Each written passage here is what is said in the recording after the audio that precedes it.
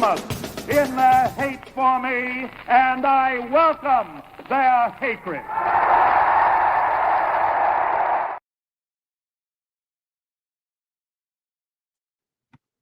What is up, y'all? This is Hater Radio. My name is Chris McLean. I'm here with my co-host Ian Gibson. How are you, Ian? I'm doing very good here. Hey, so this is week 6 of the college football season. We're going to do the preview show here today. This is Wednesday, and let's get into it. So week 6 poses a lot of matchups. Ian, I sent you the list. It's one of the longest lists I think we've ever had, because I think it's 20 or 21 games, which usually we're around like 12 to 15 games. But again, now because of the expanded playoff, there are so much more interesting games and relevant to the whole breadth of college football. So it opens the door for, like, this week I put on a Duke game that, you know, normally I wouldn't put on, but they're 5-0. So, like, you kind of got to talk about them, considering their schedule gets a little interesting the rest of the year. You know, Iowa State's on there. We haven't even talked about them much at all, really, outside the Iowa game. So they're going to get some play there. So there's a lot of games that we normally probably wouldn't talk about, but because of what the expanded playoff has done, it really does open the door for teams that never would have had a chance. Now they actually legitimately have a chance. So let's dive into it. The first game, and I really have this game on here because of UNLV and because of the situation with their quarterback leaving, redshirting and quitting on the team. It's an interesting, team. UNLV won their game after he left, and now they are playing up against a good Syracuse team who beat Tech 3 weeks ago.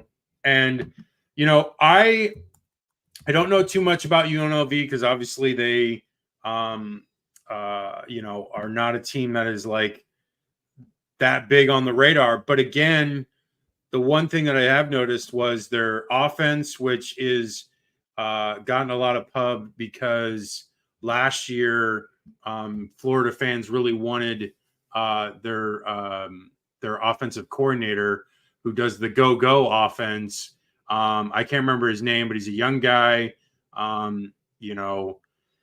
don't know. This Syracuse team only has one loss so far this year. This is a really good game, a sneaky good game that's on Friday. And, it could be something that, with a national audience, UNLV gets a lot of leeway with the media, especially with the playoff committee. So this would be a huge win for them if they could pull this off. I don't know. Ian, I want to hear your thoughts before I give my prediction. Yeah, so obviously between the two teams, UNLV's gone under the news mostly because of their quarterback, Sluka, redshirting and quitting with whole NIL unpayments and that whole, Pandora's box. And as a Gator fan, we know we had to deal with that with Jalen Rashada. So sympathetic to the cause there. But other than that, they, easily a distraction like that can, really hurt a team.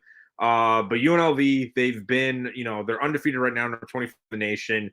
They have a very, very good run offense right now. I think they're in like the top, at least in the Mountain West, they're top 2 in or top 3 in the Mountain West in terms of rushing offense. Blew out Fresno State, and I know they beat Kansas by a field goal. But they've been clicking. But on the other side, Syracuse, they had a tough loss against Stanford right after the Georgia Tech game. But Kyle McCord is really coming into his own. He has 14 touchdowns already this year. Really has excelled in his role at Syracuse. And I think you see that sometimes.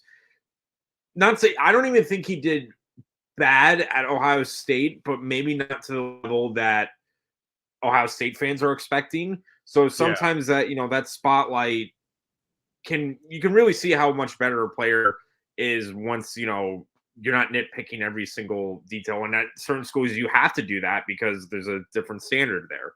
But Syracuse has been, fantastic offensively through McCord. If I had to pick in this one, I actually think it's going to shoot out. Mostly for the fact that Syracuse is top 25 in total offense, and I think they're number 3 in passing offense, which UNLV actually has done very good against the run, but they have really struggled in the passing department on certain occasions. So if I had to take a pick in this one, I think it's going to be a shootout, but I feel like Syracuse edge them out there because they just overall, with or without, the quarterback play between the two, I feel like Syracuse has more consistency in the passing game and can stop the run easier. So I'm going to go Orangemen winning. Let's do 31-25. Yeah, and I again, I don't know too much about either of these teams because I haven't followed Syracuse much, which I probably should, considering they're going to have a lot of bigger matchups here in the ACC coming up. And if UNLV keeps winning, they more than likely have a really good shot of getting the G5 slot for the playoff. So I feel like, UNLV has more to lose here because if they lose this game, then this is their big opportunity to really show on the big stage that they belong. And I feel like if they lose this game, the rest of their schedule is not difficult at all. There's no one really that foreboding outside of Oregon State. And I feel like this is a real opportunity to show who they are, how good they are, that they don't need Sluka.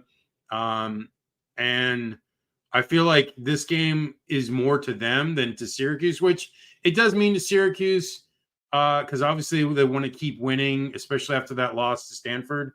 But, Syracuse, I don't know. I mean, you're taking a cross-country flight. Stanford just did that with their flight to Syracuse and won, so it doesn't necessarily mean that much. But I feel like UNLV is going to win this one. I know it's outside of anything I know, just because of obviously Ian, you know these two teams better than I do. But I'm just going to go with what the things that I'm seeing, what it means to UNLV being on the big stage. And I feel like UNLV is going to get the win. I'm going to say close, probably like a 31-28 game. And, it's going to be probably one of those ones where it's like a last second field goal that UNLV gets to win. Okay. Let's move on to UCLA Penn State. I feel really bad for this UCLA team because there is decent talent. Obviously, the last 3-4 years, they've had decent teams and decent records. This is not going to be one of them. And this Penn State team is rolling right now, especially after a really good win against Illinois. I don't really like UCLA at all in this game. I saw someone saying that James Franklin covers most of the time, and I just don't feel like that's the case here because UCLA has done a really good job of keeping some of the games close, like the LSU game, but they got blown out against Indiana and blown out against Oregon. I don't think Penn State can score as much as those other two teams. Like LSU and Oregon, I feel like some of the better offenses in the country. Penn State is not in that category. They're good rushing the ball, but Alar is just a liability. I have never liked this kid. I just never seen it. I know they got the new offensive coordinator, the guy from Kansas, and he's done some things, but I haven't seen them really impress that much. The Illinois game was really close. It was 21-7, and they had a late score to really put that game away. But, for the most part, offensively, Penn State is not really impressing anyone. Their defense on the other side, though, is really good. They held West Virginia in check. They definitely held Illinois in check. I feel like Penn State is going to be able to definitely keep this UCLA offense in check. Garbers has struggled mightily. I'm going to say they probably hold them to like 14 points at most. And Penn State doesn't even need to score that much. I'm going to say 24-14. That's what I'm going to go with. What do you got, Ian? Yeah, I think both of these for Penn State, I feel very, very similar with Oregon, maybe with lesser expectations, but like with Penn State, you're in the top 10 and they started in the top 10 and we were winning to see had a great start against West Virginia. Then they struggled against Boston College, rightfully blew out Kent State, and then really were stuck in the mud against Illinois. This is another one of those games where, prove how much better you are and prove doubters wrong, like what we were saying about Oregon. Penn State, I just think, arguably, right now is better than UCLA. So go out there and prove it. So I think hopefully Penn State can get it together. I don't think it's going to be what we expect Oregon to put like 50 points up, but I think Penn State's going to control the game. I just don't see UCLA. They're really spiraling right now, and I don't really see them getting more than I don't think they've gotten more than. They haven't even hit the 20-point mark this one. I don't see that happening in this one. So I'm going to go Nittany Lions winning. I'll go with 35-14 Lions. Okay, next one. Really sneaky big game. I guess it's not that sneaky. Both are ranked, but Missouri's in the top 10. But Missouri going up against Texas A&M in College Station. I really like this matchup. Missouri had the bye week last week, so they're a little rested, which honestly is perfect for them coming into this game. Texas A&M is coming off a tough game against Arkansas, which they barely won. This Texas A&M team with the quarterback situation that they have with Wegman being out, and now the backup that's in there, I think his name is, what is his name? Sneed? No. It is.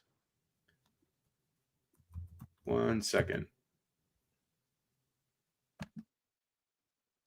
Reed. Sneed. I don't know. I saw Sneed somewhere else. No, Marcel Reed. No, he's done adequate, and he looked really good against Florida, but Florida's defense is terrible. Arkansas is surprisingly a really good team, and Marcel Reed did enough to win the game. I think they had the ground game going in that situation, which really made the difference there. And also the fact that Arkansas turned the ball over quite a bit.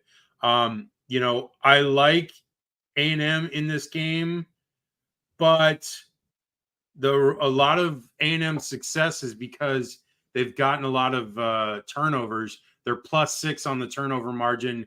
They forced a lot of picks throughout the year.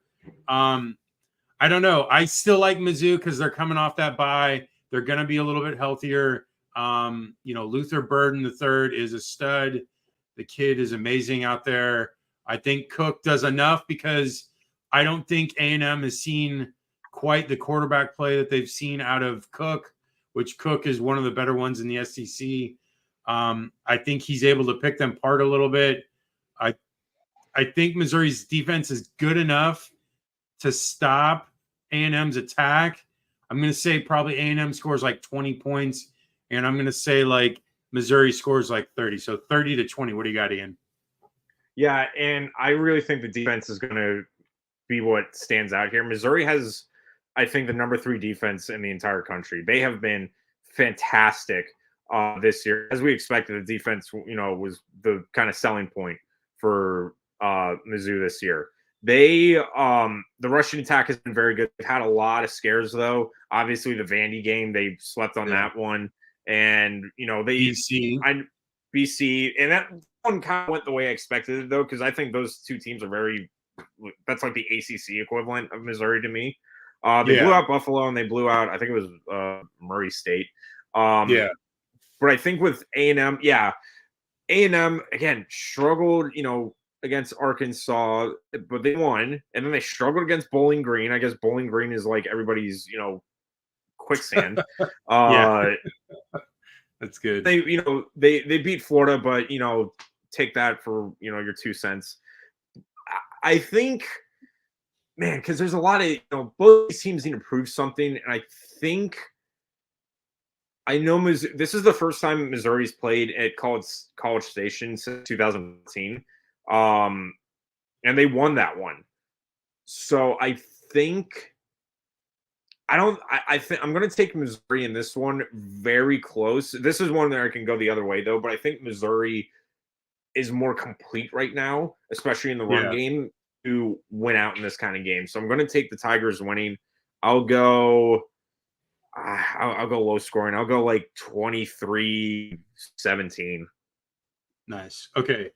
Next game we have is SMU Louisville. Now, Jennings looked good last week against Florida State. Granted, Florida State is pretty garbage right now. So, it's not really saying much. But the week before, they beat TCU pretty handedly.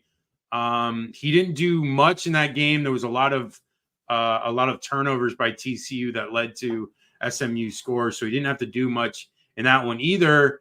I still like him to be able to do enough. The game is in Louisville. So, coming off a loss for Louisville, where, Sluck looked really good. I'm going to say that SMU probably puts a scare in them.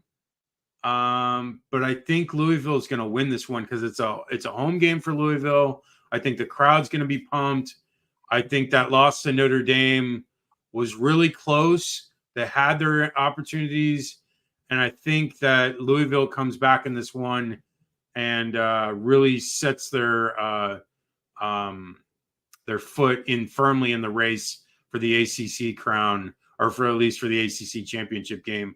I'm going to say Louisville probably wins. I'm going to say 28-24, and maybe that SMU gets a late score to make it look closer. What do you got, Ian? Yeah, I'm the same way. I think Louisville, like I said, they dug themselves in a hole. They just committed too many turnovers, and that is going to be the key to this game. If Louisville can get out of their own way and limit mistakes, they will win this game. But we saw with SMU last week against Florida State, TCU, they will jump on opponents. When you make a mistake, they pounce on them. So that's going to be Louisville's focus, is to make sure you're not, not too many high danger passes. I feel like with the attack, they're going to make, high percentage pass plays for Jennings, or at least, safe run plays as well. I think, or I'm sorry, for show for Louisville. For SMU, yeah, go ahead. I think it's Shuck. That's what it is. I keep saying wrong. It's Shuck. Yes, I heard it the other day, and the guy said it right. It's Shuck. I know it looks weird, like it's not bad, but yeah, go ahead. With Shuck, they're gonna, like I said, they're gonna focus more on high percentage pass plays, more slant routes, outs, and drags. And for Jennings, I think for SMU, you just keep that offense running, keep that Pony Express running, whether it's Jennings on the ground, read options, or just, throwing it deep. They were excellent on one-on-one coverage against Florida State. So they're going to be trying to find that mismatch. This is going to be very close. I think if it comes down to a shootout, SMU's got a chance. But Louisville, again, top 25 defense in the country. So I think they're going to do enough to stop the Mustangs. I'm going to go Cards winning. I'll go 31-20, 31-26, Louisville. Nice. Okay, so let's move on. Auburn, Georgia.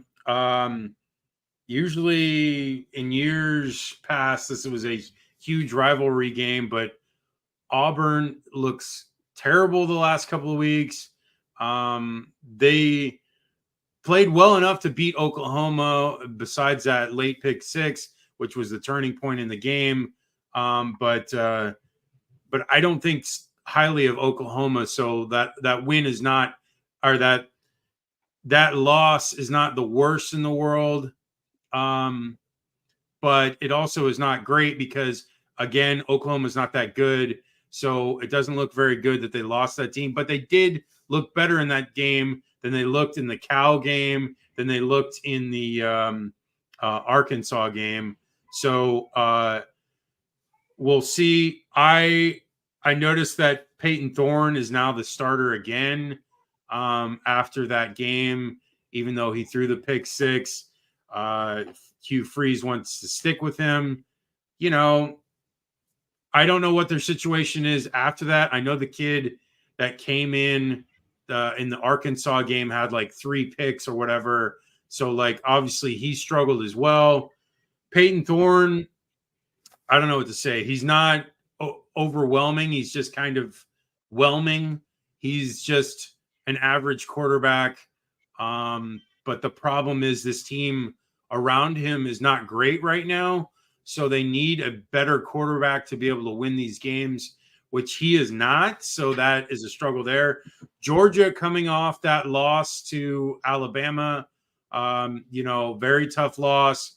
They put everything into the comeback, got the lead, and still lost. So it has to be devastating in some way. But I don't think that's going to be the case here. I think Georgia's going to smoke them. I think it's going to be Georgia rebounding. Georgia's probably going to win this game like 42 to like 14. What do you got, Ian? Yeah, for Auburn, their offense has been spinning out of control. We've seen it. They somehow blew it against Oklahoma, and they really failed to get anything going against Arkansas and Cal. So all there, with the exception of Alabama A&M and New Mexico, they have consistently sure, they only got more than 20 points once, and that was the Oklahoma game last week, not including, a group of five or a Division II or FCS team. Now you got to play Georgia. Yeah. No doubt, like the only team that does good against Georgia's defense is Alabama, and that's it. So now you got to go up against that. Not only that, it's in Athens, and the last time I did the homework, the last time Auburn beat Georgia in Athens was in 2005. Wow. It has been a long time. 20 years. That's yeah. So, and even then, I think that was a 1-point win. So I don't think, history is looking good for Auburn just in general the past week and the past 20 years. So I'm going to take the Bulldogs. Plus, you lose for Georgia. We've seen it when teams lose heartbreakers like that. They come out angry and pray for Auburn in this one. I'll say I'm going to go Bulldogs winning. I'll go 40-14. Nice. Okay. Next game we got Iowa, Ohio State. Now this Iowa team, lost to Iowa State, and then, they had a decent game the game after that where they won 31-14 against, I believe, Minnesota. And they, their offense is limited. They run the ball very well, but their passing game is almost non-existent. And that's been the case for the last 10 years at least, maybe more, where this offense is just in the Stone Age. And, their defense is strong and solid, but this Ohio State team is loaded. I'm talking top to bottom, probably the most loaded team we've seen in the last several years outside of the Georgia teams. And, this Ohio State team has Quinshon Judkins running the ball, has Will Howard, who's thrown for, who already has 14 TDs total. Jeremiah Smith, who is arguably the biggest freak of a freshman outside of Ryan Williams we've seen the last 5 years. And, the defense is just stout as can be. And, they really haven't played anyone yet. And that is the true, underpinning of this story of Ohio State. And it does kind of tarnish how good they are. But the last 8 games of their schedule are going to show who they really are, and they're going to actually have to play teams. So, they are going to show it in this game. I think they're going to beat the living crap out of this Iowa team. I like Ohio State big. I'm going to say Ohio State wins like 49 to like 10. What do you got, Ian? Yeah, one thing to note with Iowa, they were joking and harping about how the offense has improved. They have scored over, 40 points. That was Illinois State. They did score, over 30 against Troy, Minnesota. They, got stuck in the mud against Iowa State.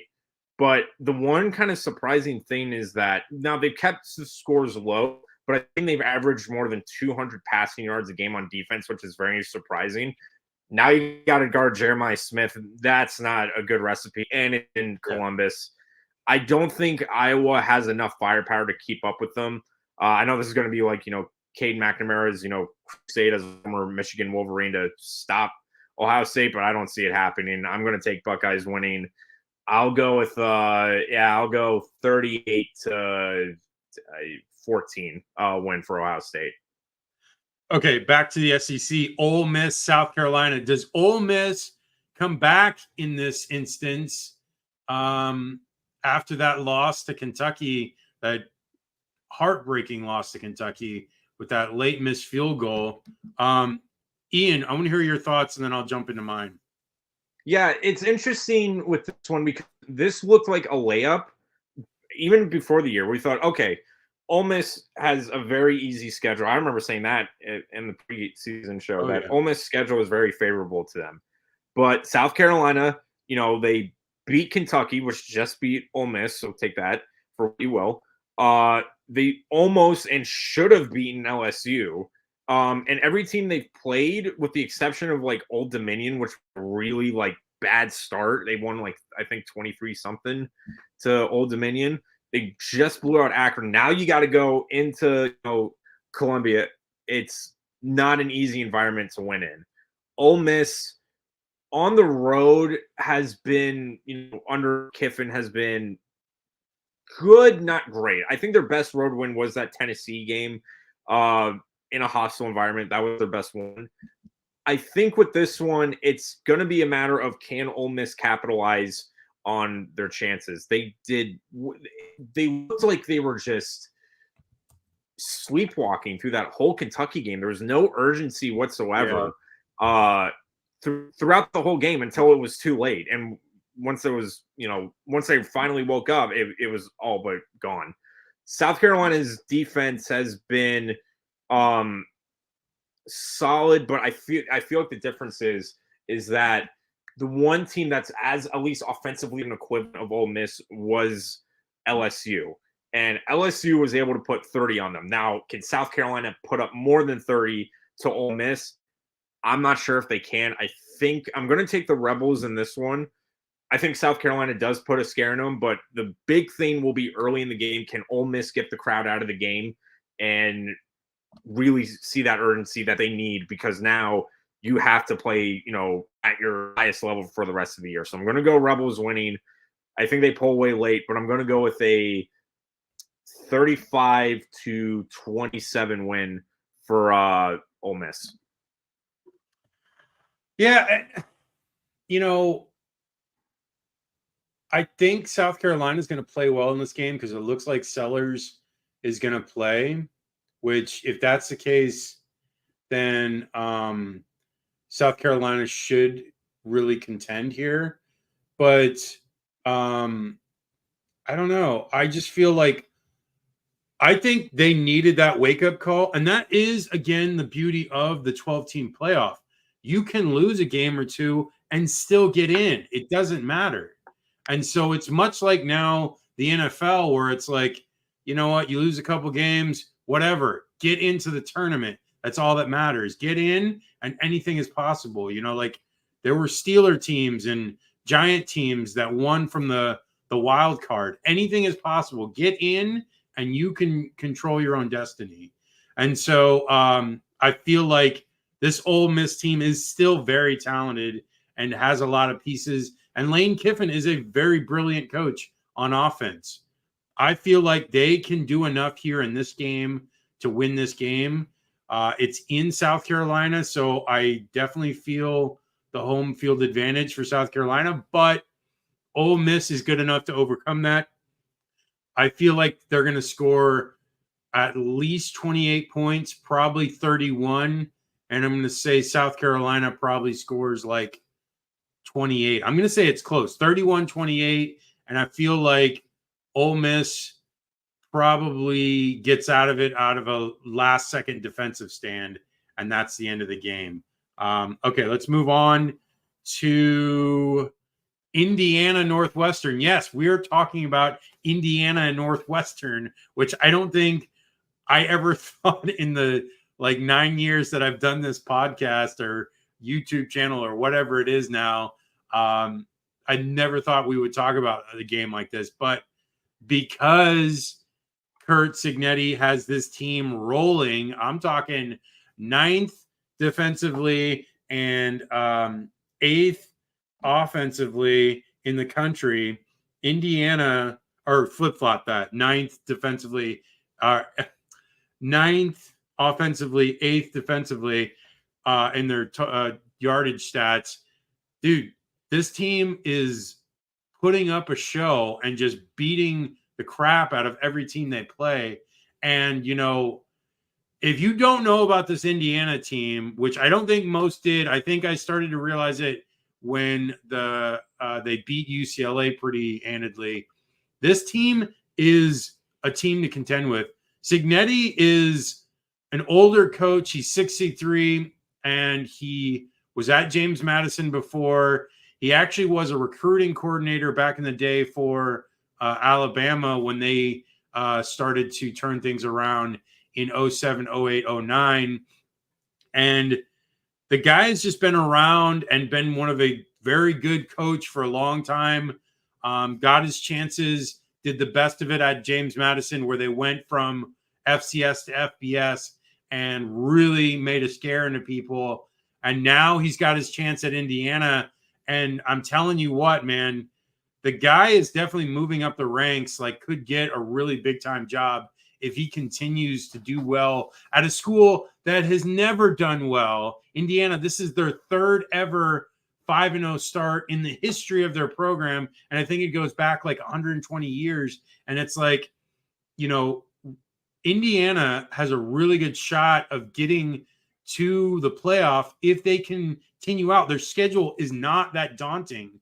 There really only is a few games where they have to just really go 1-1 in or 1-2 in, and they have a really likely shot at getting into the playoff if they keep winning out. Their schedule is not that great, so it doesn't look that good. But I think if they keep winning out regardless, that they will have an opportunity to get there. So look for this team to do well the rest of the season, and I like their chances immensely in this game. I feel like Northwestern kind of lucked out in some of their games. So I feel like Indiana is going to win this game pretty big. I'm going to go 45-17. What do you got, Ian? Yeah, one thing to know is not only, they're top 10 in both defense and offense.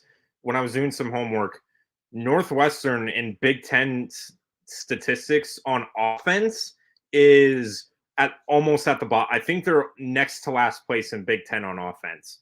So now you got to go play a top 10 defense. And that just spells disaster. And I don't think Northwestern is going to get a whole lot of opportunities to really be punching with the Hoosiers here. So I'm going to go Indiana points view. They're going to win at that, beach soccer field area, which I don't care what anybody says. That's an awesome look. I do kind of want to go to a game up there, just at one point. If it's they get Ohio State up there or Michigan, I think that'd be really fun to go check out a game there. Yeah. But regardless, I'm going to take Indiana winning. I'm going to go 38. I've been saying 38 a lot. 42 to 17. Nice. And just a side note, Cignetti is definitely moving up the ranks as well. And Florida fans have been taking notice. So there is a chance. I know he's older, but he definitely has that MO of, scoring, and he also patterns his offenses around the players that he has and doesn't just stick with a system. He utilizes the traits that his players have to make the most out of them. And it's doing quite well. It did great at James Madison. His like FBS record overall is quite astounding. So let's move on to Rutgers, Nebraska. Now, this game is on here because Rutgers is undefeated and Nebraska has only one loss. I really like this Nebraska team. I've liked them all year. I like them still to be in contention going into the Ohio State game. So we'll see. This Rutgers team, they've won some of these games kind of like smoke and mirrors. They're 48th on offense, 69th on defense. They had a pretty solid win against Vatek where they kept them in check offensively. And it wasn't until late in the game that Vatek really came back in that one. And especially after how good Vatek looked against Miami. So that does look good for Rutgers. I still like Nebraska in this game because, one, it's in Nebraska. I feel like that holds an advantage, even though, Illinois did win. I think that loss for Nebraska probably did them a lot of good because going into this game, I think they're more prepared for this one. I think they're ready to take on a team like Rutgers. I think they match up well against them because defensively, they're not like that amazing. So I feel like Nebraska can move the ball, which Dylan Raiola is really strong and had a really good season so far. I think defensively, Nebraska might be okay against them. I think Rutgers will still be able to score some points. I'm going to say like Rutgers scores like 24, and I'm going to say like Nebraska scores like 30. What do you got, Ian? Yeah, it's going to come down to Rutgers having to score more than, I would say, 27, 28 points to beat Nebraska. The one thing to note, too, is while, doing, the statistical lookup, they're both flip-flopped on offenses in terms of the Big Ten, middle of the pack. But Nebraska has been far better defensively against these teams like this compared to Rutgers. Rutgers, they did hold, Vatek 23 and Washington 18. But I think Nebraska is more well-equipped in this kind of game. And also, too, like you said, it's in Lincoln. It's really tough to win unless you're Illinois for some reason. So I'm going to go Nebraska winning. I do think it's going to be close, and I think Rutgers does get to at least like 20-ish points. But Nebraska just edges them out. It might come down to a field goal. I'll go with 27-24 win for the Cornhuskers. Okay, next game we got is West Virginia, Oklahoma State. This Oklahoma State team is reeling after losses to Utah and then getting smoked by Kansas State. I feel like this West Virginia team, after that win against Kansas, they lost to Pitt and they lost to Penn State, but I like both those two teams. I feel like this West Virginia team is just hitting its stride. I feel like they'll be able to beat this team. I'm not a fan of Bowman. Their offensive attack has been very lacking for the most part, Oklahoma State. But I like West Virginia's offense a lot. And so with Green, and I feel like West Virginia is going to be able to put up at least 34 points. And I don't think Oklahoma State is going to be able to put up more than 28. So I'm going to go with 35-24. What do you got, Ian? Yeah, Oklahoma State really needs to – they are spinning. You pointed it out. They need to keep something together right now. They went out to K-State, lost to Utah. The score did not tell the story of that game. The best win has been that overtime win against Arkansas. On the other side, West Virginia, they get really beaten against Penn State, and they've edged out Kansas, and then they lose the backyard brawl. This is actually a close one. I'm gonna take OK State only on the fact that I think this is gonna be a shootout, and I think OK State's more well equipped in that scenario. And if they can feed it to Ollie Gordon, this is what I'm saying at the point with Ollie Gordon. use screen passes at this point. The Yeah. running game is not working. The offensive line is not helping out. But if you could swing them out and use screen passes, that is how you use your best running back effectively. So I'm going to take OK State winning. I think it's going to be one of those stereotypical Big 12 shootouts, but I'm going to go Cowboys winning. I'll go, let's go 42-38. Nice. Okay. Alabama, Vanderbilt. This is a surprising game because Alabama is obviously coming off that huge win against Georgia. And so they may take it easy, thinking, oh, yeah, we can just put this on autopilot and get through this game easy. But Vanderbilt is very good with Pavia, and he is solid on the ground and just a very capable quarterback. I feel like Vanderbilt can put a scare into him, but I don't think they're going to win. I think it's going to be like a close game, like a 35-28 game where, Alabama, is, ahead, and then like maybe Vanderbilt scores late to make it a little bit closer. But yeah, so 35-28. I like Alabama a lot going forward. They're a very good team. They played very well on offense against Georgia in that first half. And I think that's going to continue into this game. And I think, like I said, it may be closer just because Vanderbilt now actually has an offense. So, yeah, like I said, 35-28. What do you got, Ian?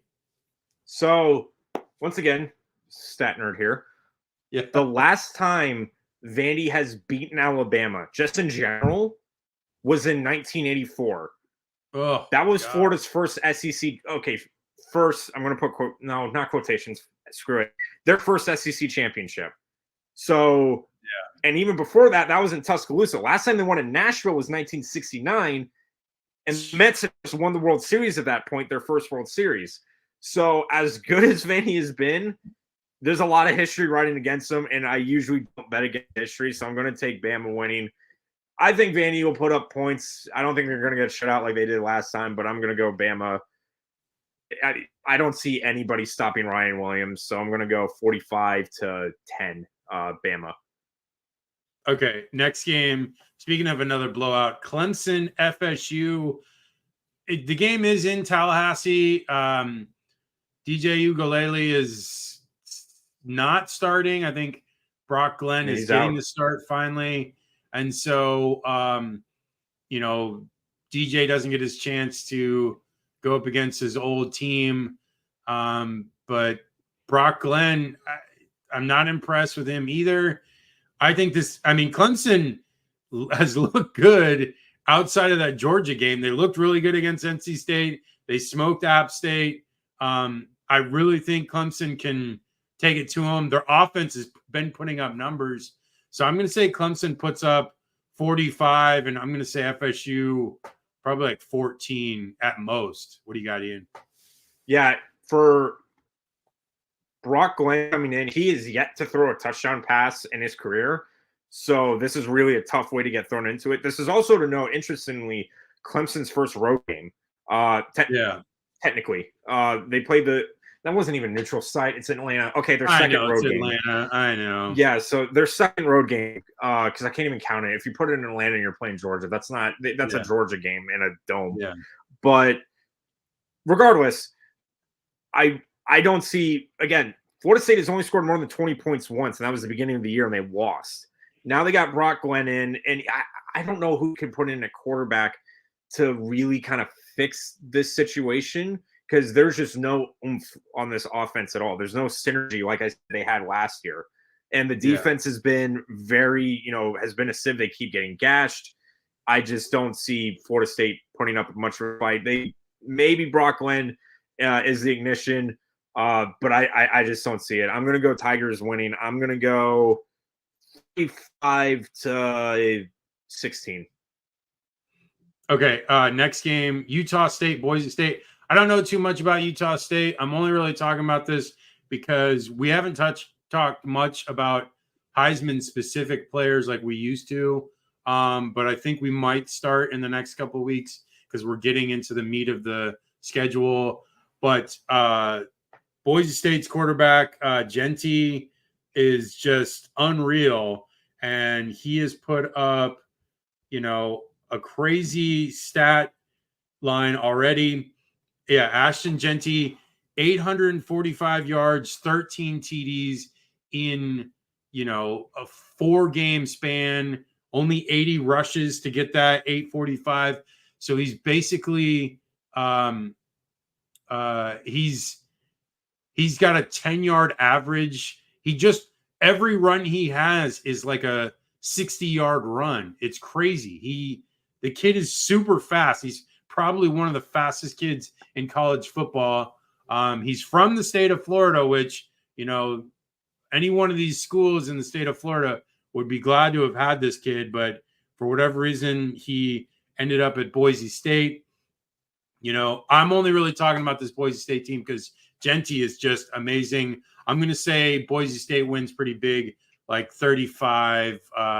What do you got, Ian? Yeah, and another thing to note, like I said, Utah State's defense has been really bad. I actually think they might have one of the worst defenses in the country. And now, especially against the run, they've been averaging almost 200 yards a game. Now you got to go against undoubtedly the best running back in the country. Like you said, he's been averaging 10 yards. Good luck. This is those situations where if you're Utah, you got to shoot out and you got to have quick possessions. I don't think Boise State's going to allow that to happen. I'm going to have the Broncos winning this one. I'm going to go with a 35-17 win for Boise State. Okay. This is my upset pick. Tennessee going up against Arkansas. I don't know. I mean, it's in Arkansas. I feel like Arkansas has enough to be able to contend with this Tennessee team. I know Tennessee looks good, but they played against an NC State team that obviously is a fraud. NC State struggled against Western Carolina. I knew they weren't going to be that good this year when I saw that game. And then the other team that they beat was Oklahoma, which Oklahoma, again, I don't feel that strongly on. They barely beat that Auburn team, and they needed that pick 6 just to do it. I feel like this Arkansas team has enough on offense. Green is very solid. He can make a lot of the throws. He's very athletic. I think he's going to have Tennessee in fits, not being able to control him in the pocket because he'll be able to escape. And I feel like they're going to be able to move the ball effectively on them. Offensively, Tennessee has enough to obviously beat them, but I feel like Arkansas does enough on defense to be able to keep them in check. And I feel like what's swaying me here is that Green and their offense is going to be able to do enough to be able to beat them. So I got Arkansas here. I'm going to say like 31-27. What do you got, Ian? I would agree with you if it wasn't. Now I get it wasn't maybe the prettiest looking score, but Tennessee just dominated that game against Oklahoma, and it was on the road. Similar situation with Arkansas. It was at night. There was a lot of emotions in that one. I just don't see Arkansas putting up enough points against this Tennessee offense. I think Tennessee's offense, in my opinion, is probably the best in the country right now. I don't see really any holes in their, especially their passing attack. But Arkansas would need to score. When it's these type of games, I'm thinking, how many points do you need to score? More, just in general, shoot for this many points and you'll win the game. Arkansas would have to score more than like 35, and they've only done that like once this year, and that was against. No, they lost 39-31. Did they get more than 35 against? Sure, they've done it once to a Division I team, so I just don't see Arkansas keeping up. I think Tennessee just pulls away with it. I would love to be wrong about this one as a Gator fan, but I just don't see it. I'm going to go Tennessee winning. I'll go like 45-28. Okay, moving on. Rematch of last year's CFP championship game. Michigan going up against Washington in Seattle. I don't like either of these teams this year. I think they're both not very good. Michigan somehow beat USC with a lot of luck from the Zebras. So I'm going to say Michigan wins this one because Washington does not look good. I'm going to say Michigan wins this one, probably like a 21-17 game. And I still don't like Michigan the rest of the year. I'm fading them, and I feel like selling their stock is the right move. I feel like they're at least another 2 losses, maybe even 3 losses by the end of the year. Ian, your thoughts? Yeah, I was going to say this was my upset pick, but I don't know how much of it is. I get Michigan's number 10, but the run game is going to have to be the crutch of this attack, and there's only so far it can go. There's no passing game to complement the run game. It's very one-dimensional and very atypical, and Washington has actually done a pretty good job of limiting teams. No team has scored more than 30 points this year against the Huskies. And for Michigan, I don't see them really working that well offensively compared to Washington.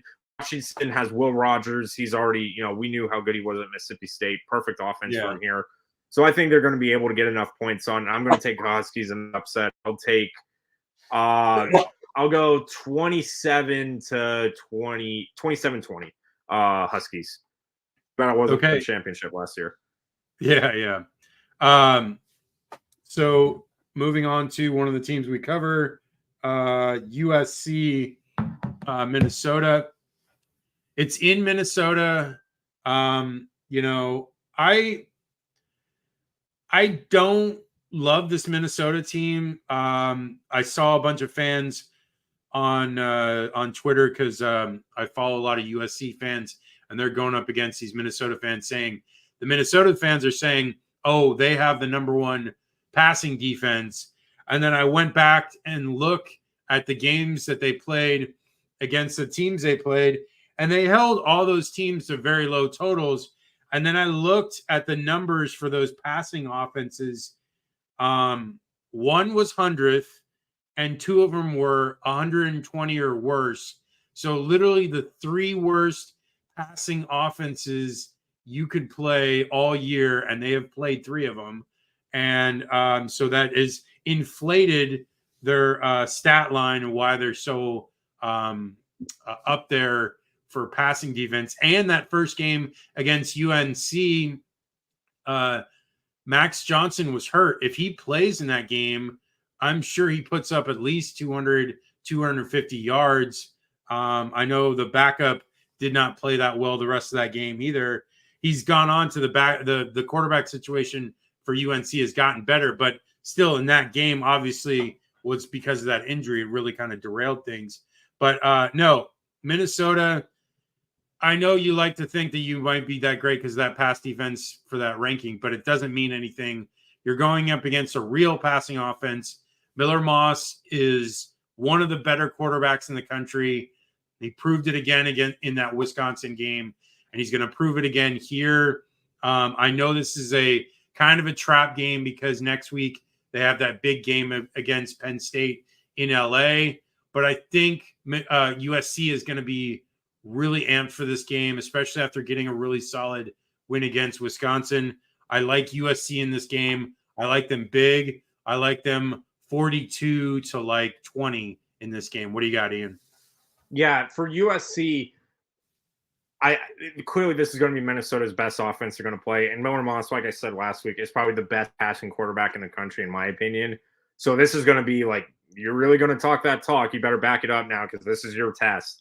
And I just think USC, while I think Michigan's got a better defense than Minnesota, and they were the only ones that could really limit Miller Moss in the offense. But they could only do that for one half. And they were able to the only other time they really got him was when they baited him on a read pass play. And even then, Moss showed his hand when he threw that pick six.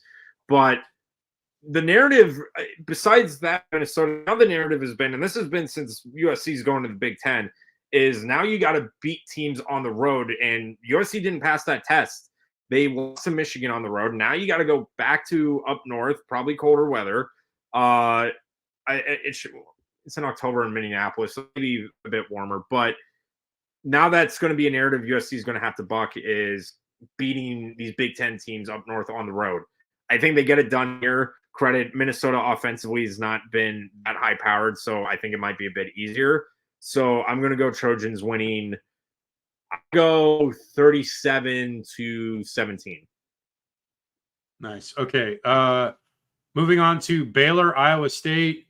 Iowa State's undefeated right now, and they are coming off a shutout victory over Houston, where they forced three turnovers and held Houston under 250 total yards, and held them to 1 of 10 on 3rd and 4th down. So, Iowa State's defense is looking really strong. Not that Houston is a really titan of offense, but that is a really good performance against an FBS team. Baylor struggled. They had that comeback loss against Colorado, which really kind of hampered things. I like Iowa State here. They have a really good shot to contend in the Big 12, and they need a victory here, and I think they'll get it. It's in Ames. I like Iowa State. I'm going to say Iowa State wins 27-20. What do you got, Ian? Yeah, same here. I just think Iowa State defensively is too strong for Baylor right now. Iowa State, I always said, if there was a team to jump to the Big 10 from the Big 12 again, it was Iowa State, because they're practically a Big 10 team. The heavy offense and or heavy defense offensively, we'll cross that bridge when we build it. But Iowa State, I got them winning this one. I think they'll have a balanced offensive attack, and they'll keep Baylor in check offensively. I'm going to go Cyclones.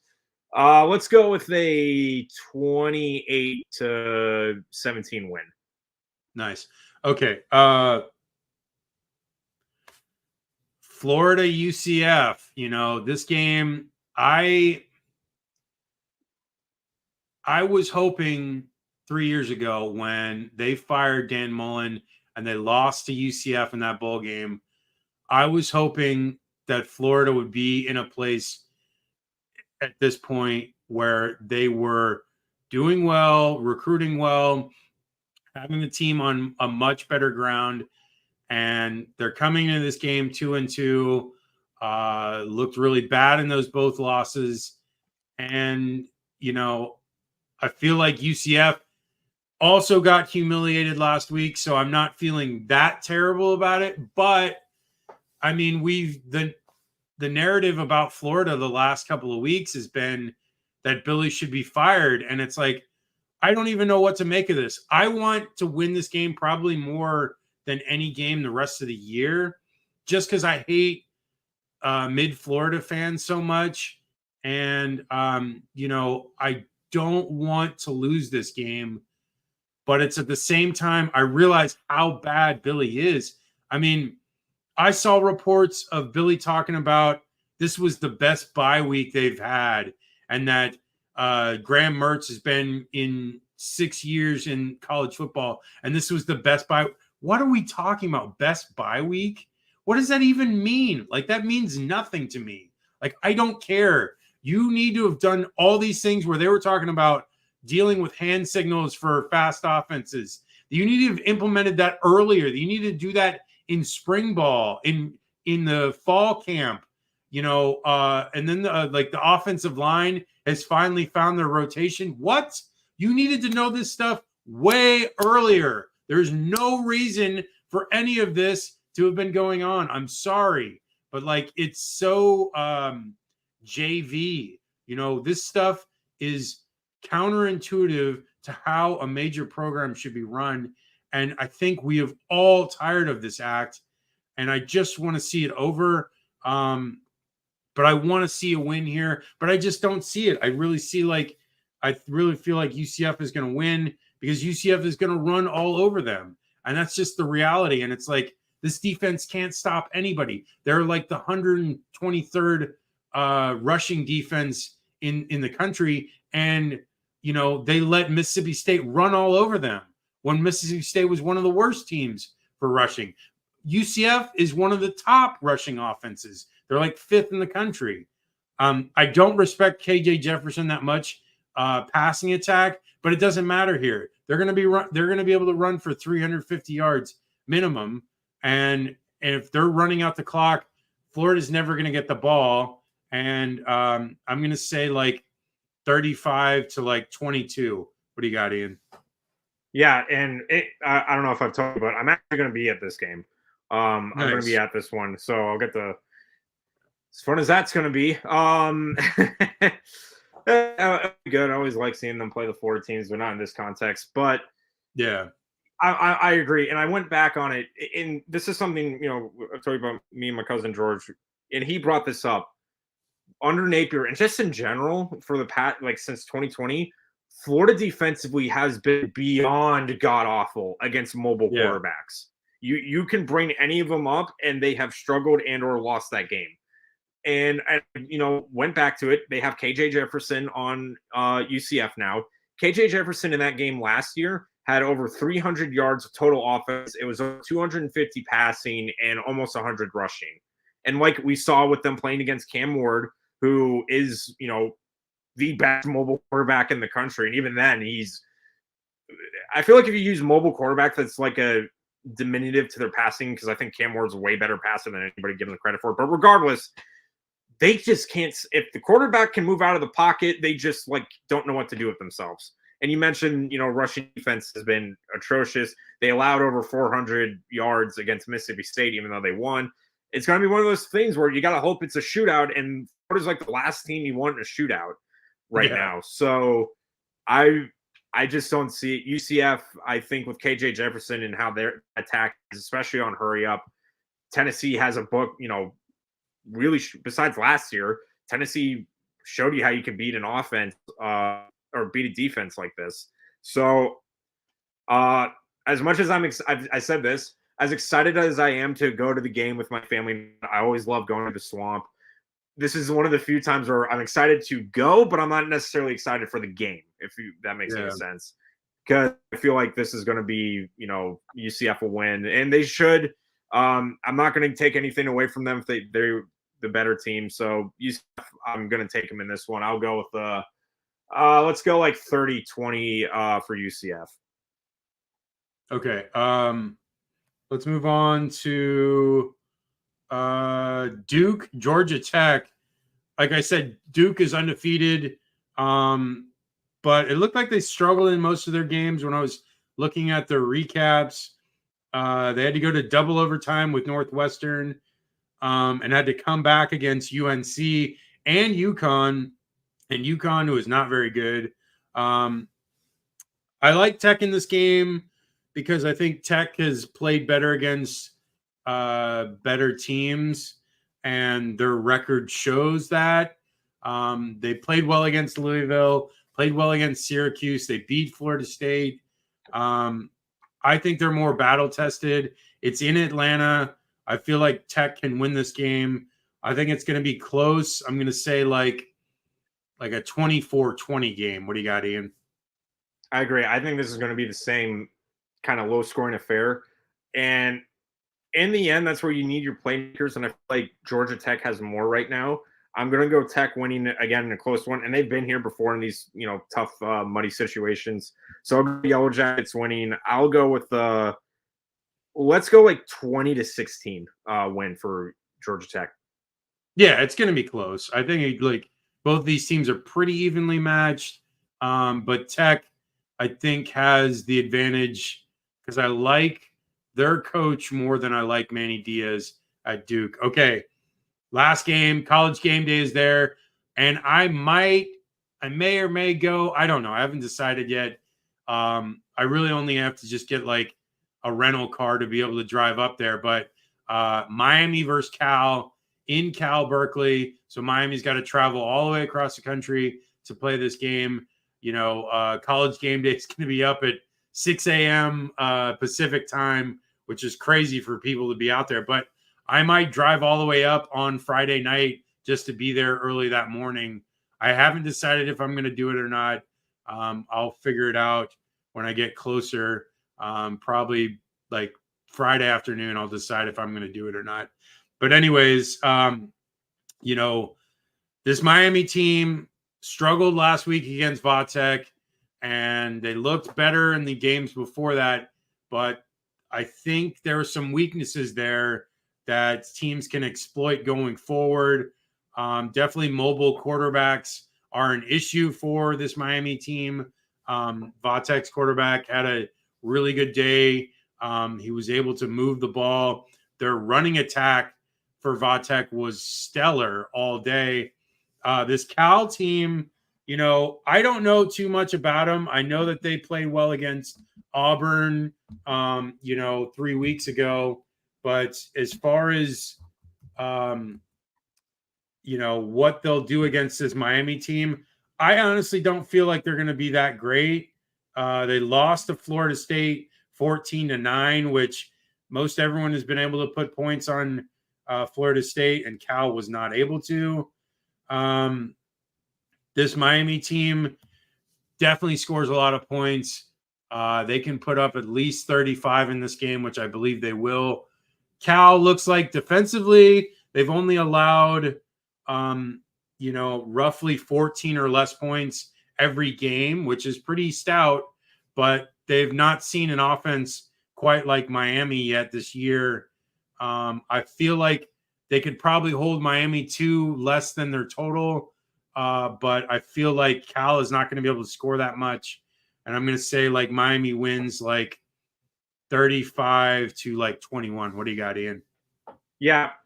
Cal in this season wins these games when they bring teams like deep offensively down to their level, and they haven't played an offense like this. For Miami, that Vatek game was clearly them sweeping on the Vatek opponent. They looked sloppy. They were unfocused, undisciplined. And now they need to respond, and they need to make sure that doesn't happen again. You're going to get that red-eye trip going all the way to Cal. And for this one, I feel like Miami knows, you can't do that again. Like I said, with that Vatek game, that's as close as you're going to a wake-up call without losing as you're ever going to get. So I think Miami knows that. They know Cal is going to be, trying to smell an upset, but Cal is not playing offense.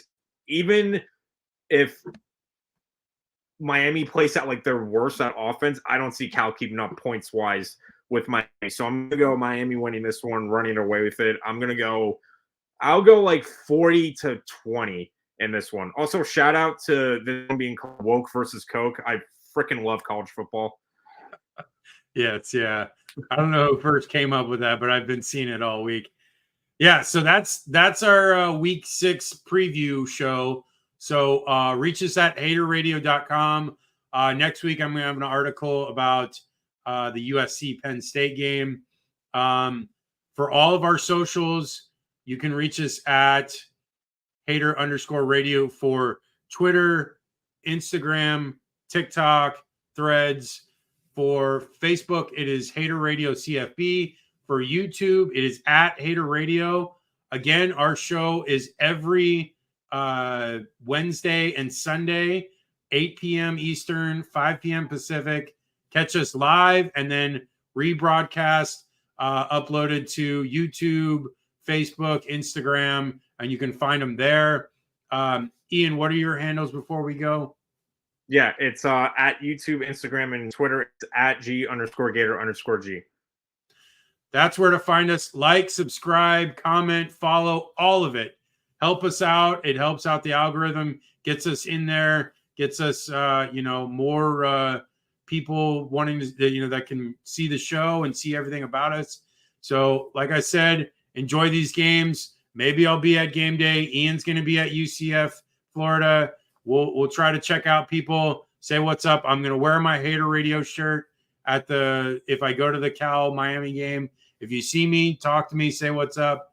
But that's the show. Have a good one and enjoy these games.